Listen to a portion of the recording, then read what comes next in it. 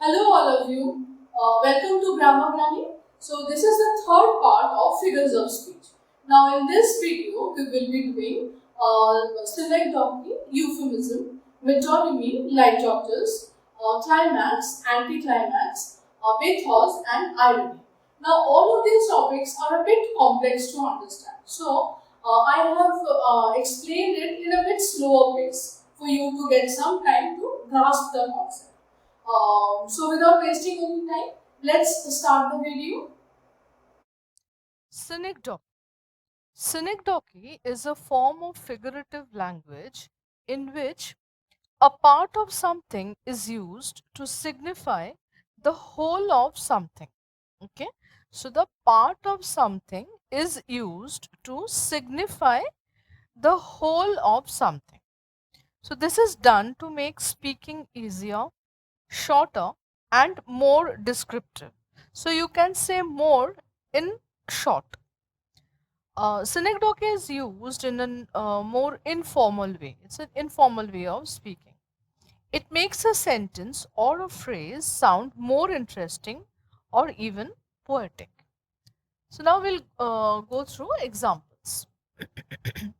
First example: give us this day our daily bread. Now the term bread refers to all the food items that we need in our day-to-day life. So it is part, so bread is a part of the various food items that we consume daily. So only the word bread has been used to describe the whole family of food, if we can say so. Okay. So now the second example. He is working day and night for his bread and butter. Now, the phrase bread and butter refers to someone's livelihood.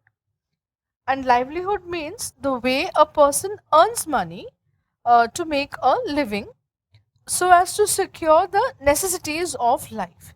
Now, necessities of life include so many things like food, shelter, clothing. Now, these are the basics only. So, other than these basics, we also need numerous other things like for sustenance, right? So, in this sentence, the phrase bread and butter is representing all that we need for sustaining our life. Now, the third sentence: my sister bought a new set of wheels. So, a new set of wheels refer to a new car. Okay, so a new set of wheels refer to a new car. So, the word wheel is used to refer a car. So, wheel is a part of a car. Okay, so this is an example of synecdoche.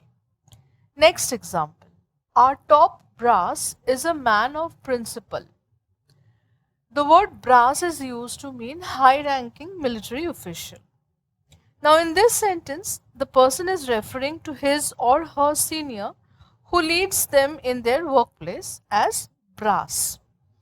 This word brass is used for high ranking military officials as they wear medals or badges on the uniform. So, depending on the seniority, the number of badges also differ. The more senior the person is, the more number of medals or badges he or she will be wearing. I'm sure you have seen someone from the military wearing medals on their uniforms. Yes. And these medals are made of brass. So the word brass is used in an informal way to signify high military officials. Now, the next figure of speech we'll do is euphemism. In euphemism, an indirect word or expression is substituted in a sentence for a more direct one to sound less offensive or even to reduce the harshness to some extent. But the meaning remains the same. Okay, there is no change in the meaning. Only the way of expressing is different, becomes different. So now let's go through the examples. First example: you are telling me a fairy tale. So in this sentence, fairy tale, the expression fairy tale has been used to mean a lie. So if I say you are lying to me, this expression is quite harsh on the ears. But if I say you are telling me a fairy tale, though the meaning remains the same, but at least it is sounding less harsh, and in this way the situation could be made lighter as well. The second sentence, I want to buy a pre owned vehicle. Now, pre-owned vehicle here in this sentence, pre-owned has been used to refer a used car. Have you noticed shops or advertisements using the term pre-owned? They say like pre-owned books or pre-owned furniture, pre-owned electrical gadgets, pre-owned electronic gadgets. So I mean like pre-owned cars, etc. The word pre-owned is used just to make the customer feel a bit better with the purchase of a used stuff. Okay. Now, say for example, if I say I bought a second hand laptop, the speaker will not feel good with the purchase. Okay. So, just replacing the word second hand with pre owned makes a whole lot of difference. So, this is euphemism. Okay, now the third example. Jack's pet dog passed away. So, passed away, the phrase has been used for the word died. Now, a pet is very dear to a family, right? So, using the word died sounds unpleasant for someone so dear to us. That is why it is substituted with the word, with the expression passed away. Now, the phrase passed away is much more gentle, though the meaning remains unchanged. Fourth example. In the lockdown period, many people have gone out of work. Now, out of work has been used for the word unemployed. The word unemployed isn't really a pleasant one. So, to make it sound a little bit, little less offensive, the expression out of work has been used. Of course, there is no change in the meaning. Meaning remains the same. The next figure of speech we'll do is metonymy. Um, so, in metonymy, the name of one object or a concept is used for another object or a concept which is closely related to it. Okay. I mean, they have some sort of association. Metonymy is used frequently, very frequently in literature or even in everyday conversation. I mean, without even realizing, we often use metonymy in a daily conversation. So let's go through examples to understand better. First example, lend me your ears. Now, this sentence is from Shakespeare's Julius Caesar. It is a very famous line. This is the opening line of the famous speech by Mark Antony. Now, when Mark Antony said, lend me your ears, he did not really mean that he wants to borrow or cut off the other person's ears, right? Rather, he is demanding attention of the listeners. So, in this sentence, ears have been used to mean attention. Now, the second example, the White House swiftly refused the rumor. We all know that the White House is the official residence of the President of the USA. So, the expression White House and the President of the USA are very closely associated. That is the reason why we have replaced the President of America with the expression White House. So, here in this sentence, the White House is used to mean the President of America. The third example, he seized the throne. So, when we say the word throne, it automatically gives us an idea that we are referring to the ruler of the land. It is the seat of power. So, in this sentence, the throne is a metonymy for absolute power. The last example, the pen is mightier than the sword.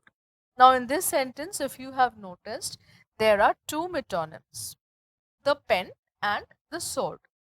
So the pen stands for written words or writers, and the sword for military aggression or any institutional aggression.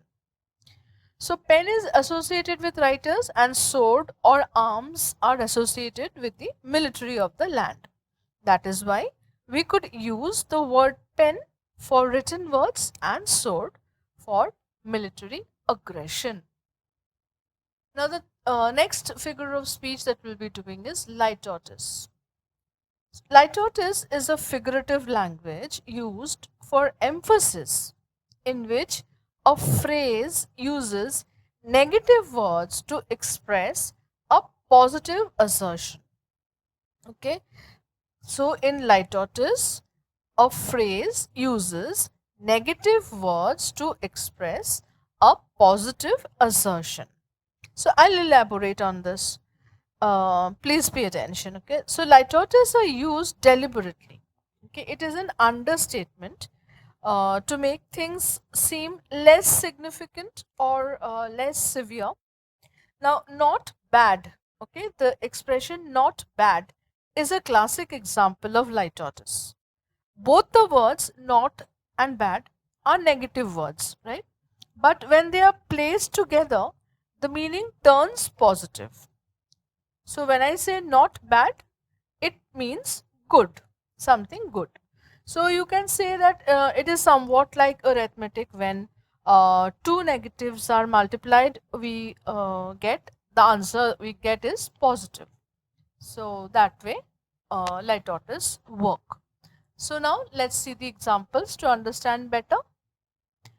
I don't think I would disagree with you. The first example says, I don't think I would disagree with you. So when I say I don't disagree, I am using two negatives, that is don't and disagree, to assert that I agree with the other person. Now the second example. The dress is not too bad. Here, not too bad. So two negations have been used. Okay. Now these two negations have been used to emphasize on the point that the dress is quite good. Now the third example. The sword was not useless for the warrior. So to state the fact that a sword is one of the most useful thing for a warrior, two negatives have been used figuratively. So the sentence, the sword was not useless for the warrior, means the sword was useful to the warrior. Now the last example says, you are not wrong. You are not wrong. So two negatives together, that is not and wrong, has been used to express a positive assertion. Okay. So this is all about litotes. Next we'll do climax. So climax is a figure of speech in a sentence when successive words are arranged in an ascending order of importance. Okay. So the word ascending means what? It means progression. So each word or phrase is more intense than the one preceding it. Okay. So this is done to build excitement and anticipation in the mind of the readers. So climax is the particular point where the tension or action reaches the highest point. Okay. Now, interestingly, in Greek, climax, the word climax signifies a ladder. Okay, so that's how this word climax is used in figure of speech to uh, indicate something. A progression. Now we'll do some examples. Now in the examples, please notice the gradual rise to something that is more important and impressive or even intense. So the first sentence, I came, I saw, I conquered. Now in this sentence, the words have been arranged in a way where the sequence of action progresses from less intense to the highest point with the word conquer. The second sentence reads, he begs, he lies, he steals, he kills for gold. Now you can see the words have been arranged from begging, then it rises to lying, followed by stealing, finally killing. So notice the gradual increase of tension. Now killing is the most severe of crimes. The next example. He stood on the chair, looked around, stuck his hand in the cookie jar, and was caught red handed. Now, in this sentence, the sequence of events begin from someone standing on a chair and culminating into him getting caught while stealing. I mean, though the person is stealing cookies here in this sentence, but nonetheless, the offense was grave enough because stealing is stealing, right? Yeah. So next we'll be doing anticlimax. So anticlimax is the opposite of climax. In this figure of speech, what happens is there is a sudden drop from an important idea to a trivial one, ending into something ridiculous. Okay. So in literature, anticlimax is used for creating a humorous effect or to disappoint the reader or even to puzzle the reader as the mood descends from sublime to ridiculous. Okay, now let's take a look at the examples. The first example. He lost his family, his car, and his cell phone. Now, in this example, notice the sudden drop from an intense emotional point of somebody losing his family to a lower point of losing his cell phone. Family is of paramount importance to a person, right? And now losing a family can be a breaking point in an individual's life. So the drop from such an important idea to something as insignificant as losing a cell phone is an example of anticlimax. The next sentence. Her hair was finely curled, her cheeks were lined with rouge, and her dress was a flowing green and blue, which made her look rather like a tired old peacock. So this sentence begins with a heightened mood.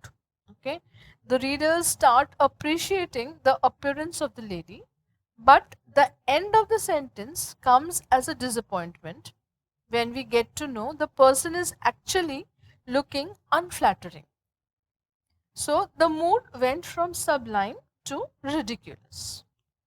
The third sentence. This is something, a famous words by Mark Twain. The holy passion of friendship is of so sweet and steady and loyal and enduring a nature that it will last through a whole lifetime if not asked to lend money. Now the sentence begins with the description of the virtue of a true friend. How friends are loyal to each other and friendships can last for a whole lifetime. But at the end, the author brings down that intense emotional point to a lower point when he says that the strong bond between two friends can be destroyed if money gets involved. Okay, so again from something sublime to something disappointing. So this is all about anticlimax. Now let's move on to bathos. The term bathos was created by Alexander Pope. Okay, so back in 1727, he used this term to criticize novelists and poets to describe their amusingly failed attempts at presenting artistic greatness. Now, bathos is used to evoke pity, sympathy, or sorrow in the mind of the readers, but instead, it ends into something ridiculous or even silly. So, elevated language is used to describe trivial matter, which becomes overly sentimental. So, even great poets, like William Wordsworth, they also occasionally lapse into bathos. Now, bathos has a sense of anticlimax, but both the figures are different in their structure. Okay, so that is why we are doing anticlimax and bathos one after the other, just to understand the difference. Now, in present day literature, bathos is rarely used because it does not really add value to a writing. Now, let's see some examples. First example is from William Wordsworth. We said that he lapsed into bathos. Few months of life has he in store, as he to you will tell, for still the more he works, the more do his weak ankles swell. Now, in this example, the poet is referring to a person who it seems like will not live long.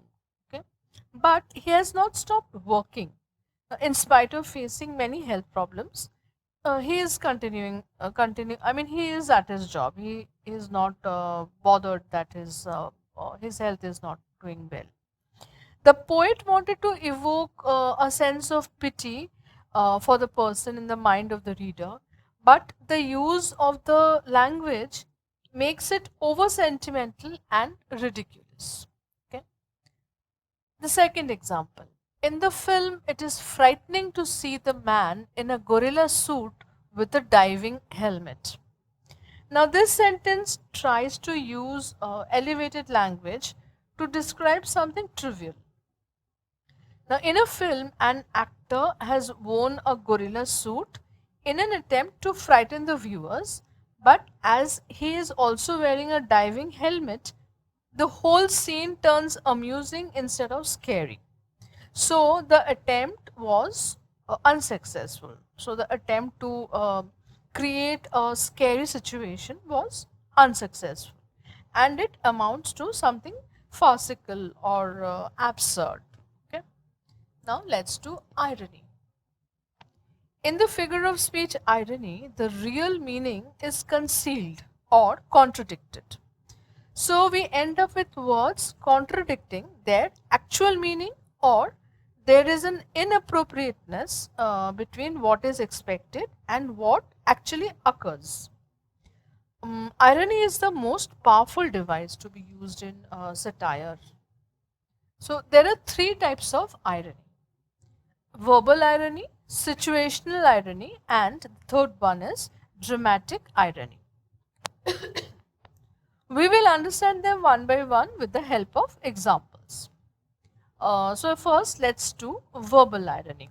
In verbal irony, something is said to mean the exact opposite.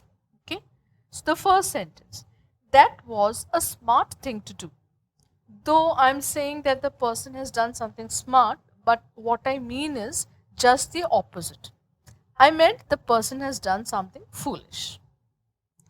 The second sentence says, it was so nice of you to tell my secrets.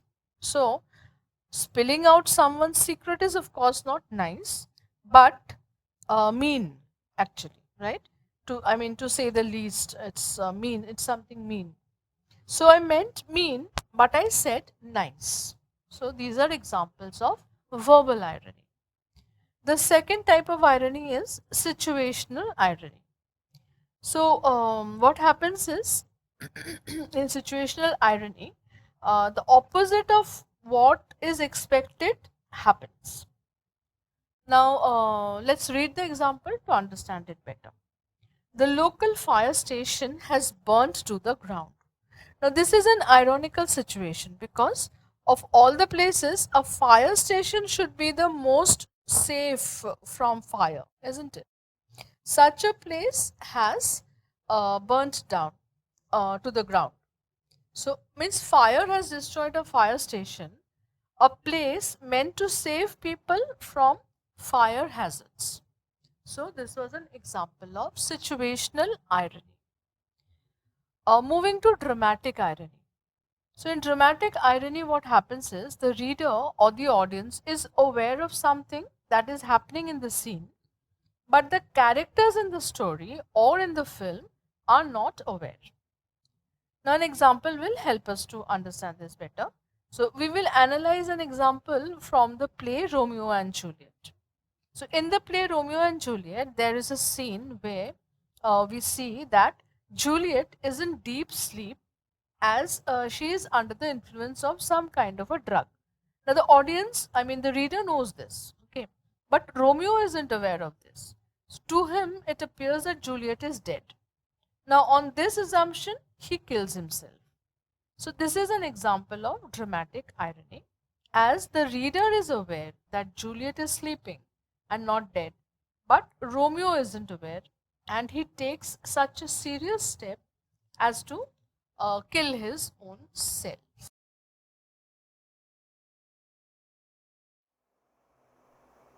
I hope you have understood all the figures of speech that we have done today.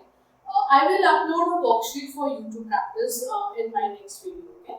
And in case you have any doubt, like I always say, please reach out to us. Write at grammargranny.info@gmail.com, or you can post your comment in the comment box. So, see you in our next video. Till then, take care all of you. Bye bye.